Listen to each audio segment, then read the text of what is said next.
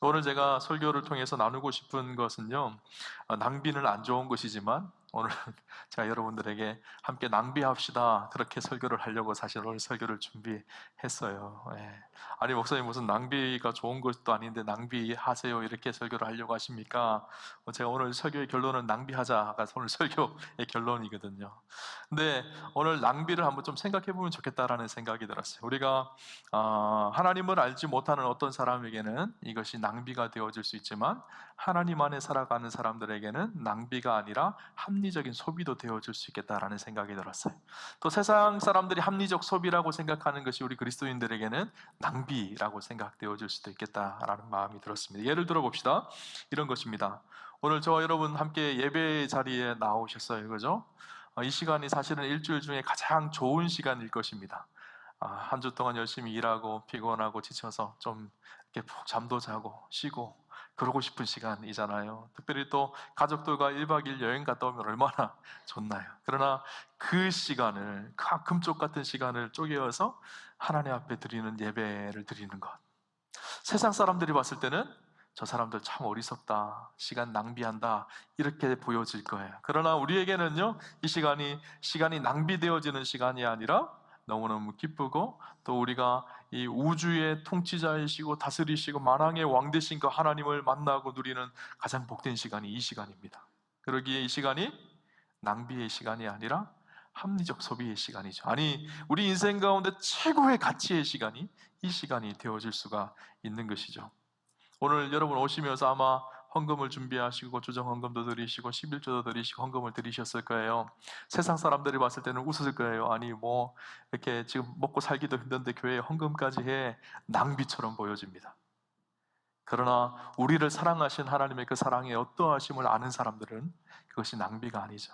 기쁨으로 하나님 앞에 우리의 것을 내어드리는 것이죠. 이것은요, 세상 사람들이 봤을 때는 낭비라고 할 수 있지만 하나님의 관점에서 봤을 때는 낭비가 아니라 아름답고 합리적인 가장 가치 있는 소비가 되어질 수가 있는 것입니다. 오늘 본문에도 이와 같은 장면이 나옵니다. 예수님께서 예루살렘에 입성하기 전에 6월절 엿새 전에 베다니에 들르십니다. 베다니에 들르셔서 그곳에서 그토록 사랑했던 나사로의 가족들도 만나고 또 문둥이 시몬의 집에 들러서 잔치를 베푸는 장면이에요. 그런데 사실 이 베다니는 예수님의 추억과 사랑이 있는 곳이죠. 이 당시에 많은 사람들이, 귀신 들리고 병들었던 사람들이 예수님께서 치료하시고 회복하시고 고치시고 인생의 의미를 찾지 못했던 인생들에게 인생의 목적을 발견하게 하시고 복음을 전하고 가르치고 전파하는 놀라운 일들을 행하실 때 그 클라이막스가 언젠가 하면 나사로가 살아나는 사건이었거든요. 죽었던 나사로가 살아나는 놀라운 기적이 있었던 곳이 바로 이 베다니라는 곳입니다. 그 죽었던 나사로가 살아난 사건 이후에 얼마 정도 시간이 흘렀던 것 같아요. 그런데도 불구하고 그 마을은 아직도 예수님 하면 가장 먼저 떠올랐던 사건이 나사로 사건이었을 것입니다. 오늘 예수님께서 그곳에 가고 있는 것이죠. 그곳에 가신 것이죠. 1절, 2절을 보면 6월절 엿새 전에 예수께서 베다니로 이르시니 이곳은 예수께서 죽은 자 가운데서 살리신 나사로에 있는 곳이라. 거기서 예수를 위하여 잔치할새 마르다는 이를 보고 나사로는 예수와 함께 앉은 자 중에 있더라. 나사로의 마을인 베다니에 예수님께서 가셨어요. 근데 어디에 머무르셨는지는 성경에는 기록하고 있지 않은데 병행 구조 속에 있는 마태복음과 마가복음을 보면요, 예수님께서 머무신 곳이 어딘가 하면 나병 환자 시몬의 집에 베다니에 머물렀습니다. 나사로의 집이 아니라 나병 환자 시몬의 집에서 예수님께서 함께 머물렀죠. 이 나병 환자 문둥병자 시몬의 집은 아마 그런 곳이었을 것입니다. 이 당시에 문둥병자들은요, 마을 안에서 함께 거할 수가 없었거든요.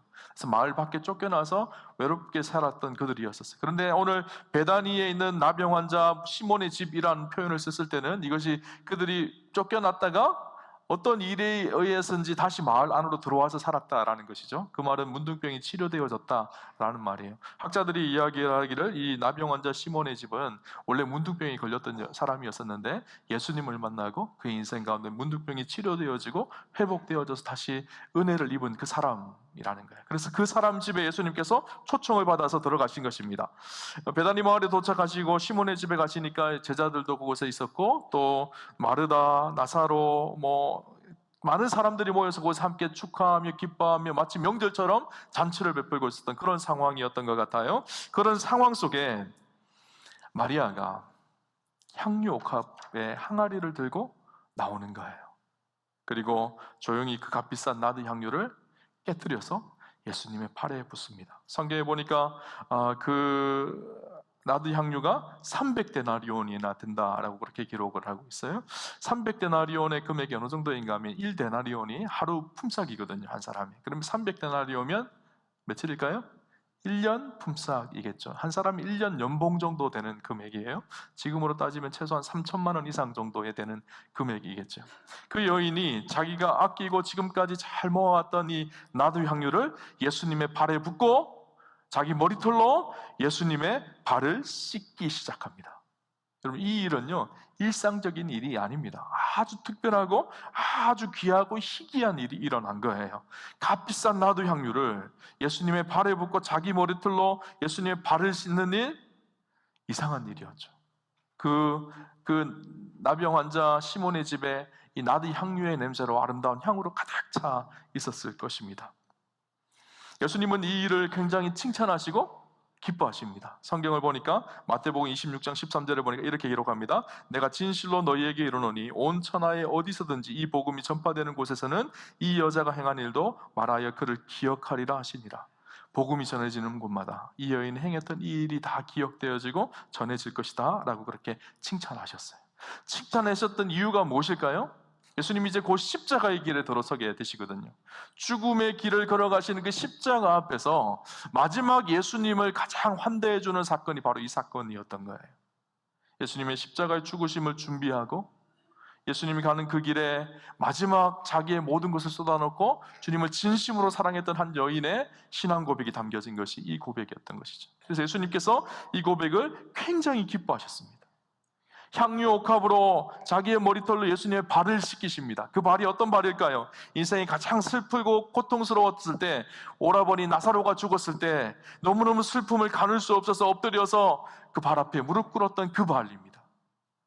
팔레스타인을 돌아다니면서 가르치고 복음을 전파하며 치유하며 놀라운 사역을 행하셨던 예수님의 그 발입니다. 이제는 마지막 십자가를 걸어가시며 십자가에 달리셔서 우리의 죄를 대신 지실 그 거룩한 발이죠. 그 발을 이 여인이 자기의 머리를 걸레 삼아서 깨끗하게 닦고 씻고 있는 모습입니다. 마리아에게는 이 향유를 붓는 일이요, 거룩한 낭비였었어요. 저는 이런 표현을 쓰면 좋겠다라는 생각이 들었어요. 거룩한 낭비예요. 이 모습을 보고 비난하는 사람이 있었습니다. 누구죠? 가룟 유다예요. 오늘 가룟 유다가 이 마리아가 행한 이 모습이 이해가 되지 않는 거예요. 그래서 오늘 보면 4절 4절에서 6절을 보면 이렇게 기록합니다. 제자 중 하나로서 예수를 잡아줄 가룟 유다가 말하되 이 향유를 어찌하여 300데나리온에 팔아서 가난한 자들에게 주지 아니하였느냐 하니, 이렇게 말함은 가난한 자들을 생각함이 아니요 저는 도적이라 돈깨를 맞고 거기 넣은 것을 훔쳐가미러라.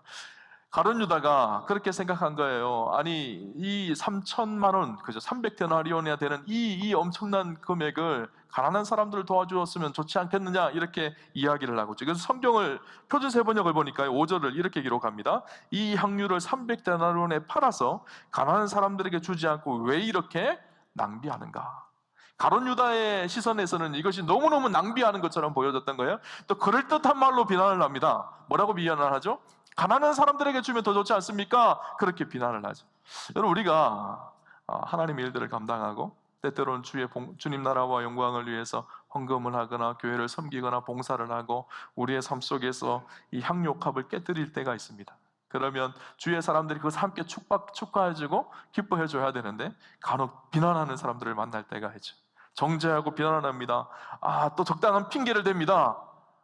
그거 차라리 가난한 사람들에게 주면 더 좋았을 것이다. 굉장히 합리적인 말인 것처럼 느껴질 때가 있죠. 그런데 사실은 이 가룟 유다의 마음속에는요, 욕심과 탐욕이 있었어요.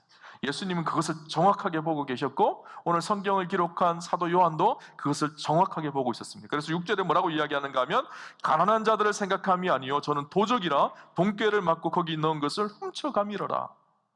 가난한 것을 생각한 것, 가룟 유다의 마음속에는요, 가난한 자가 사실 없었어요. 이것을 핑계대면서 가난한 자에게 줬으면 좋겠다, 그렇게 핑계하면 사실 그 마음속에는 그것을 통해서 자기의 이 욕심을 채우려고 하는 그 마음이 있었던 거예요. 그의 마음은 도적이라. 만약에 이 여인이 예수님 이것을 팔아서 가난한 사람들에게 나눠주기를 원합니다, 헌금을 했다면 그 재정을 관리하는 사람이 누군가 하면 가룟 유다거든요. 그렇게 들어오면 자기가 그것을 팔아서 자기의 욕심을 채우려고 했던 그 마음이 가룟 유다 안에 있었던 것이죠. 지극히 이기적이었던 가룟 유다는요, 자신의 탐심과 욕심 때문에 보여지는 그것이 불필요한 낭비라고, 쓸데없는 낭비하고 있다, 그렇게 생각을 한 것입니다.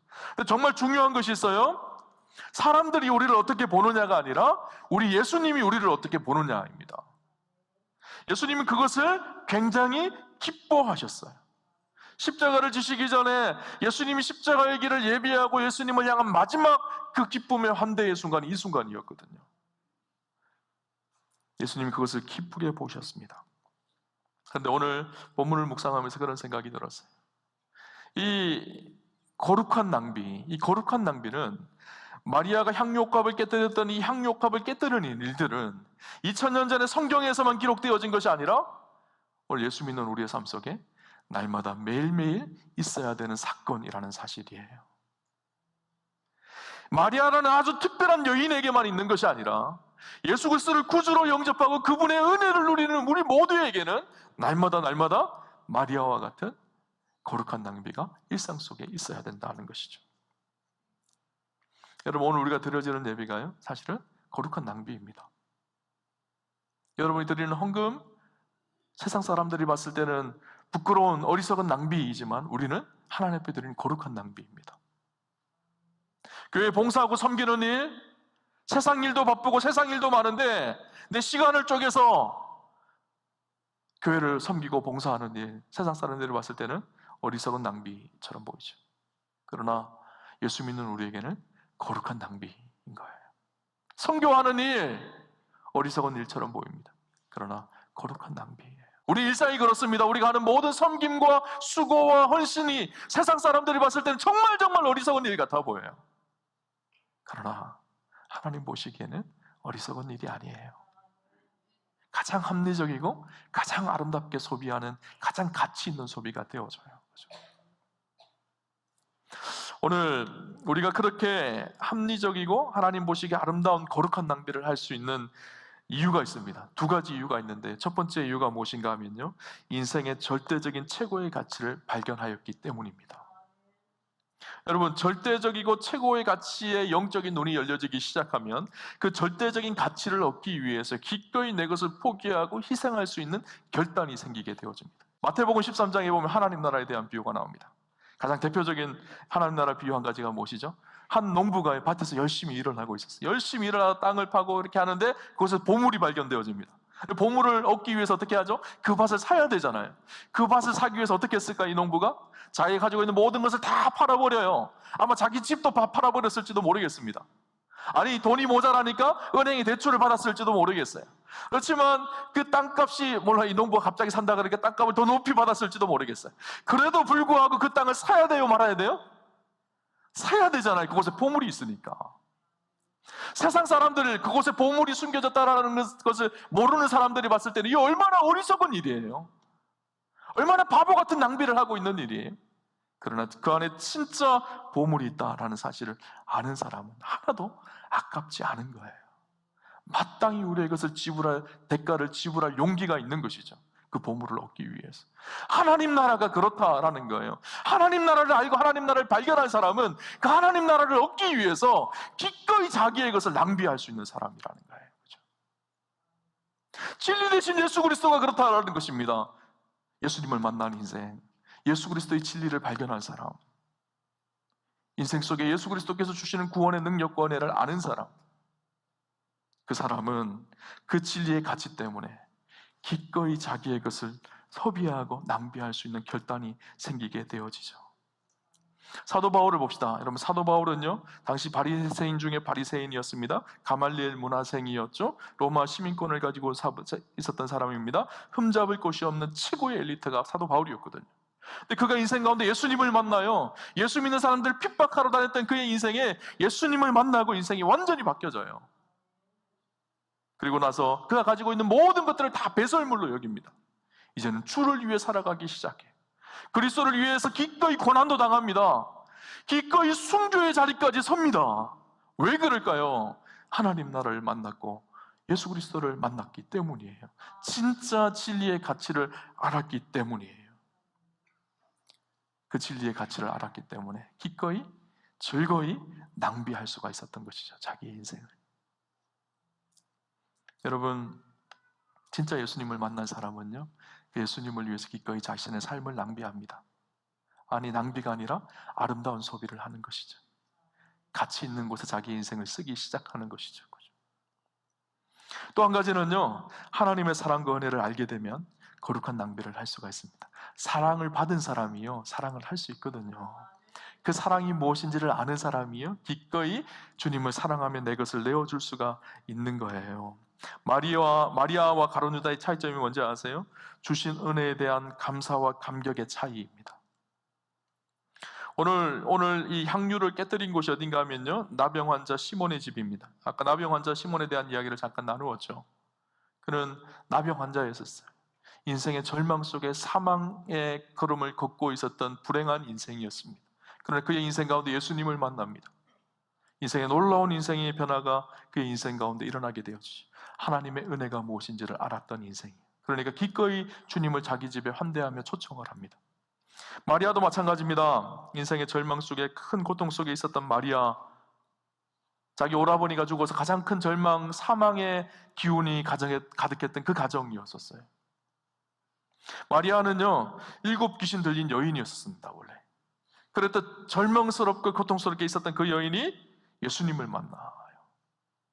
그리고 놀라운 은혜를 누리게 되어지죠. 그리고 자기 오라버니가 살아나는 놀라운 축복을 얻게 되어집니다. 그의 인생 가운데 그 은혜를 발견하고 그 은혜를 누리기 시작하니까 기꺼이 자기의 것을 내어줄 수 있는 결단이 생기게 되어진 것이죠. 가룟 유다에게는 하나님의 은혜가 없었을까요? 아니요, 그렇지 않아요. 가룟 유다, 세속적이고 세상적이었던 가룟 유다를 주님이 찾으시고 부르시고 당신의 제자로 삼으셨어요. 12 사도 중에 들게 하셨어요. 그리고 그를 통해서 온 세상을 변화시켜갈 꿈과 계획을 가지고 계셨어요. 그러나 가룟 유다의 눈에는 하나님의 은혜가 보이지 않았어요. 자기의 욕심으로만 가득하게 되어졌어요. 그러니까 이것이 낭비처럼 보여졌던 것이죠. 그렇죠? 여러분, 하나님의 은혜를 아는 사람은요, 그 은혜에 합당한 삶을 살아가게 되어져 있는 거예요. 여러분, 그런데 먼저 생각할 것이 있어요. 무엇인가 하면 우리가 거룩한 낭비를 하나님 앞에 하기 전에 사실 우리가 먼저 하나님의 은혜에 거룩한 낭비를 받은 사람이거든요. 무슨 말이죠? 하나님께서 우리를 사랑하셔서 그 아들 독생자 예수 그리스도, 하나님의 가장 큰 가치였던 예수 그리스도를 십자가에 내어주시는 은혜를 우리가 먼저 받은 사람이에요. 하나님이 우리를 위해서 거룩한 낭비를 사실 먼저 하셨어요. 그 은혜와 사랑을 받은 사람이 우리입니다. 우리 잘 아는 것처럼 요한복음 3장 16절에 하나님이 세상을 이처럼 사랑하사 독생자를 주셨으니 이는 저를 믿는 자마다 멸망치 않고 영생을 얻게 하려 하심이라. 그 아들 독생자 예수 그리스도를 십자가에 죽게 하셔서 죄와 사망과 어둠의 권세에 묶여서 사망의 길을 걷고 있었던 우리의 인생, 허무함 속에 살아가고 있었던 우리의 인생을 건져내시고 구원하셔서 하나님의 자녀로, 하나님 나라의 백성으로 우리를 옮기시는 축복과 은혜를 우리가 누리게 되어진 존재예요. 하나님의 거룩한 낭비를 먼저 하신 거예요. 저 여러분의 인생을 향해서 당신의 아들 독생자 예수 그리스도를 지불하셨어요. 그 은혜를 누리는 우리가 마땅히 해야 될 일이 무엇일까요? 주를 위해 우리의 삶을 드리는 믿음의 결단이 있는 것이죠. 그죠? 여러분, 은혜를 아는 사람, 그 사랑을 알고 주님을 사랑하는 사람은 그 은혜의 사랑에 보답하며 기꺼이 우리의 삶을 내어드리는 결단이 생기게 되어지죠. 그래서 은혜가 큰 사람이요, 더 많이 베푸는 거예요. 그 사랑의 능력이 큰 사람이요, 더 많이 사랑하는 거예요. 십자가의 사랑과 은혜를 지금 누리고 감사할 수 있는 그 사람에게 헌신의 수고가 일어나게 되어지는 것이죠. 그렇게 하나님 앞에 거룩한 낭비를 하는 인생에게 주시는 하나님의 놀라운 축복이 있습니다. 그것이 무엇인가 하면요, 인생에 아름다운 향이 나게 하세요. 오늘 성경을 보면요, 12장 3절에 마리아는 지극히 비싼 향유 곧 순전한 나드 황금을 가져다가 예수의 발 앞에 붓고 자기 머리털로 그의 발을 닦으니 향유 냄새가 집에 가득하더라. 마리아를 통해서 그 집에 향유 냄새가 가득하게 되어집니다. 원래 마리아의 집에는 어떤 냄새가 났을까요? 시체 썩는 냄새가 났던 가정이거든요. 오라버니의 죽음 앞에서 시체가 썩어가는 냄새가 가득했던 가정. 그래서 이 말씀과 대조적인 말씀이요, 요한복음 11장 39절 말씀이에요. 예수께서 이르시되 돌을 옮겨 놓으라 하시니 그 죽은 자의 누이 마르다가 이르되 주여 죽은 지가 나흘이 되었음에 벌써 냄새가 나나이다.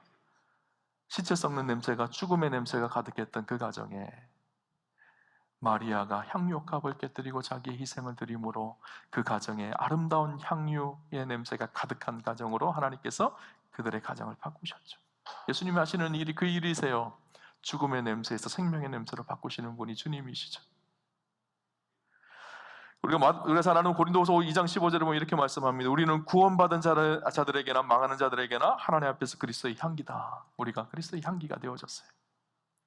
어떻게 향기가 나타나게 되어질까요? 깨어질 때, 그죠? 우리의 헌신이 드려질 때, 우리의 수고가 드려질 때, 거룩한 낭비가 우리의 삶 속에 일어나기 시작할 때, 그때 아름다운 향이 일어나기 시작하는 것이죠. 그죠? 저는 축복하기를 우리 오함교회 성도님들의 인생 속에요, 아름다운 향이 가득한 축복이 있으셨으면 좋겠습니다. 세상의 냄새, 사망의 냄새가 다 사라지고 그리스도로 인한 아름다운 향기가 나는 얼마나 그런 인생이 복될까요? 그런 축복을 누리셨으면 좋겠어요. 마지막으로 이 말씀을 하고 설교를 정리하려고 합니다. 1956년에 미국의 한 신문에서 이런 기사가 났습니다. What an unnecessary waste. 무슨 말인가 하면요, 이 무슨 불필요한 낭비인가. 기사 타이틀이요, 이 제목이었어요. 무슨 이런 불필요한 낭비를 했는가. 내용이 무엇인가 하면요, 당시 명문 대학교였던 휘튼 대학교를 수석으로 졸업했던 짐 엘리엇이라는 학생과 4명의 학생들이 에콰도르라는 곳에 가서 아우카 부족에 들어가서 복음을 전하러 선교사로 가게 되어집니다. 근데 안타까운 일이 무슨 일인가 하면요, 그 선교사로 들어가서 아우카 부족에서 들어간 지 며칠 만에 그 아우카 부족의 창에 찔려서 5명 다 순교를 당해요. 그러니까 그 모습을 보고 미국의 한 신문 기자가 그 기사를 쓴 거예요. 이 무슨 낭비인가. 이 사랑하는 젊은이, 유망한 젊은이들이 이런 젊은 나이에 선교로 갔다가 죽어버리는 것이 얼마나 큰 낭비인가. 미국적인 국가적인 관점으로 봤을 때 얼마나 낭비인가. 이런 기사를 쓴 거예요. 그런데 그 이후에 놀라운 일이 일어납니다. 어떤 일이 일어나는가 하면 그 순교당한 5명의 아내들이 그곳에 선교사로 들어가요. 그곳에서 복음을 전하기 시작합니다. 그러니까 아우카 부족의 추장이 이런 얘기를 합니다. 당신들은 죽음이 두렵지 않습니까? 당신들의 남편이 죽었는데 또 와서 복음을 전합니까? 이렇게 말합니다. 그러자 그 아내들이 하는 말이, 우리는 이곳에서 할 일이 있습니다. 당신들에게 전할 것이 있습니다. 그렇게 묻자 그 추장이 하는 말이, 무엇을 우리에게 전해주려고 합니까? 예수님이 당신을 사랑하십니다. 복음을 전하고 그곳에서 말씀으로 사람들을 키워가고 변화시켜가는 일들을 하기 시작합니다. 한참 후에 이 무슨 낭비인가 라는 기사를 썼던 그 기자를 찾아갑니다. 짐 엘리엇의 부인이었던 엘리자벳이 자기 품속에 품고 있던 남편의 일기장을 보여줍니다. 그 일기장에 뭐라고 기록되어져 있었는가 하면요, 영원한 것을 위해 영원하지 않은 것을 버리는 것은 어리석은 것도 낭비도 아니다. 영원한 것을 얻기 위해 영원하지 않은 것을 버리는 것은 결코 낭비가 아니라는 거예요. 이후 죽은 5명의 순교자, 그 중에 네이트 세인트라는 순교자가 있는데 그 아들 스티븐 세인트가 그곳에 전임사역자로 선교사로 파송되어서 그곳에서 복음을 전합니다. 이후에 어떤 일이 일어나는가 하면요, 자기 아버지와 5명을 죽인 그 살인자들, 5명의 살인자들이요, 예수를 믿고 회심하여서 세례를 받습니다. 세례를 받고 변화되어지는데 그 중에 4명이 목사가 되고요, 그 중에 1명이 순회 전도자가 되어서 복음을 전하는 사람이 되어지죠. 아우카 부족 전체가 예수 믿고 변화되어진 놀라운 역사가 일어나게 되어졌어요. 사람들의 시선 속에는 무슨 낭비인가 그렇게 얘기했지만 하나님 나라에서는 낭비가 아니었던 것이죠. 그 헌신을 하나님께서 기쁘게 아름답게 사용하신 것이었어요. 여러분, 세상적으로 엄청난 낭비인 것 같지만 사실은 낭비가 아니라 아름다운 소비였던 거예요. 저는 축복하기를 우리 인생도 하나님 앞에 드려지는 아름다운 소비가 있는, 거룩한 낭비가 있는 인생이 되는 그런 축복이 있으셨으면 좋겠어요. 여러분, 무엇에 여러분의 시간과 물질을 낭비하시나요? 나의 욕심과 욕망을 채우기 위해서 끊임없이 우리는 낭비하고 있지 않나요? 명품 가방을 사고 좋은 집을 사고 좋은 차를 사고 하는 데는 주저하지 않습니다. 그러나 하나님 앞에 우리의 시간을 드리고 우리의 물질을 드리는 것은 왜 이렇게 인색하고 주저하는지 모르겠어요. 오늘 우리가 우리의 인생에 그 은혜를 누리는 사람으로 마땅히 기쁘게 즐거이 헌신할 수 있는 믿음의 결단이, 그래서 저와 여러분의 인생 가운데 아름다운 향이 나는 그런 축복과 은혜가 우리 사랑하는 성도님들과 함께 하시기를 주님 이름으로 축원합니다.